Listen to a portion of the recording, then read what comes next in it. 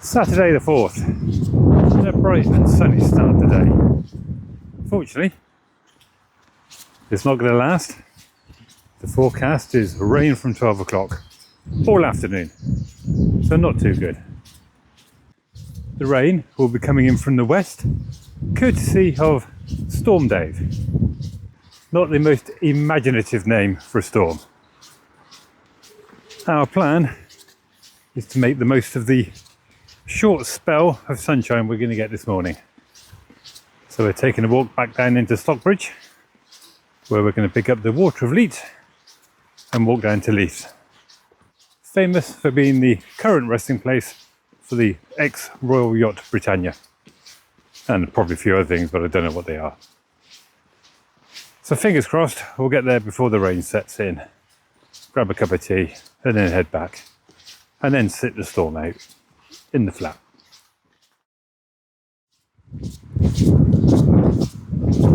A walk from the apartment down to Stockbridge takes us past Fettes College, which you can see there behind me. The school for the moneyed in Scotland. And a rather grand building it is too.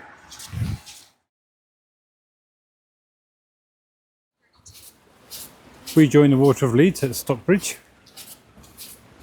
Wiki describes it as a river. It's not the world's biggest river. And apparently its source is in the Pentland Hills. And it runs for about 22 miles and disgorges into the Forth of Firth, I think, at Leith, which is where we're going. Most, but not all of the river has a footpath along it, and that's what we're going to follow.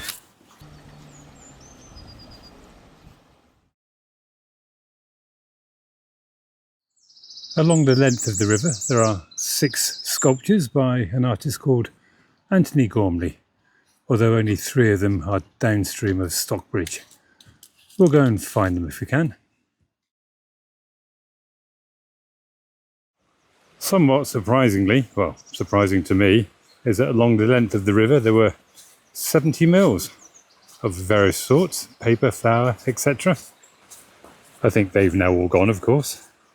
And we're about to enter an area called Cannon Mills, which I think would be a bit of a clue that there were once mills around here.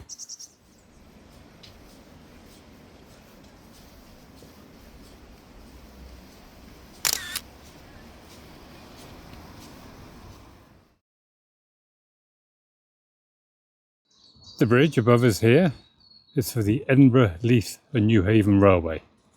Well, it was. The railway is now defunct, and I think that's a footpath going across.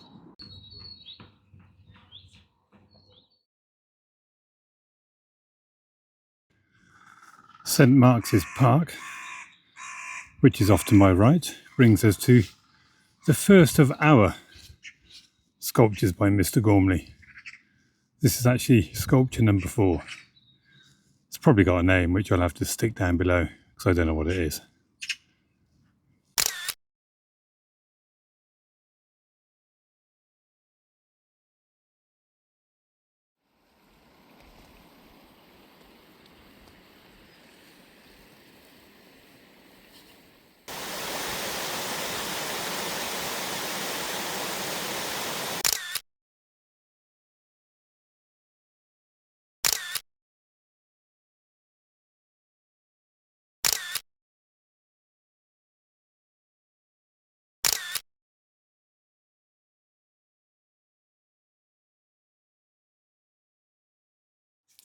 We're now in one of the not so pretty sections.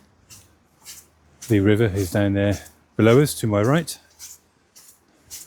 And you can see a wonderfully graffiti wall behind me.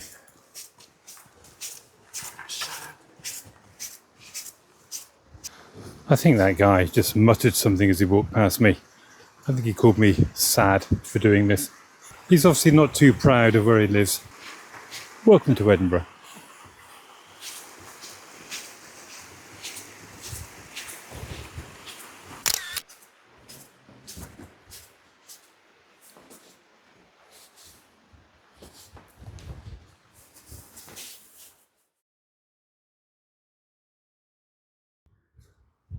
And lurking over there through the trees is sculpture number 5, or our second one.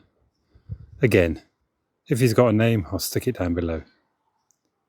Unfortunately, it would appear that this one is gathering some river detritus around his feet.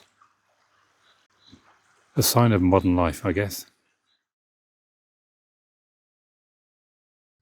As we're approaching Leith, we are starting to see some remnants of the old industry. This big old warehouse here, it looks like it's been converted into modern flats, which is pretty cool. Although it's surrounded by more modern buildings.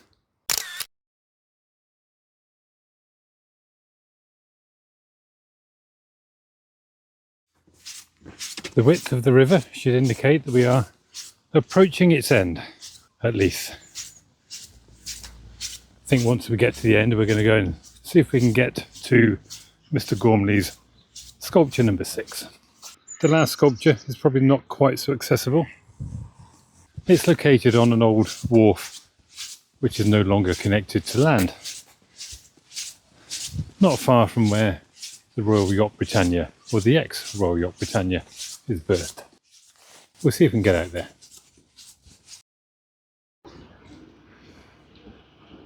Leith, like many old industrial ports in the UK, has long lost its industry and has now been somewhat gentrified.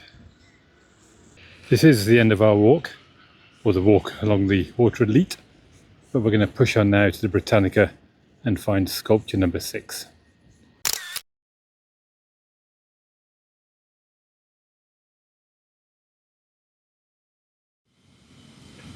And there he is, sculpture number 6, forlornly looking out to sea at the end of the old wharf.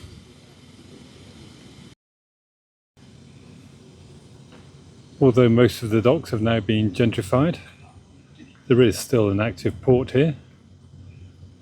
And I'm guessing, looking at the various structures over there, that is mainly serving the offshore wind industry. Well, and aggregates, because there's piles of those everywhere, like there.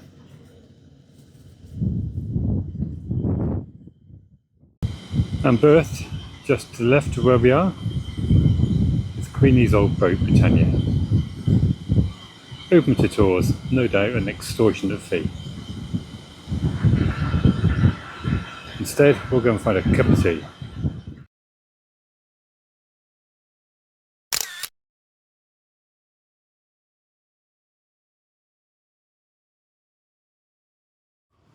Somewhat depressingly, the weather forecast was correct, and it is now raining, and it's due to rain all afternoon.